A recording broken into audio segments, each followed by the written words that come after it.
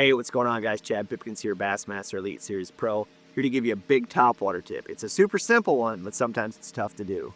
When you see the splash, hear the splash, you gotta wait.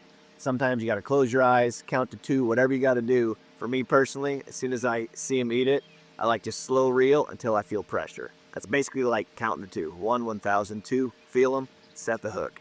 Doesn't matter if it's a walking bait, a frog, or one of my favorites, a little Demiki Depop 70.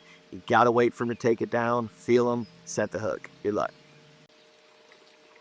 All you gotta do is wait a little bit. It's like we were talking about. Depop.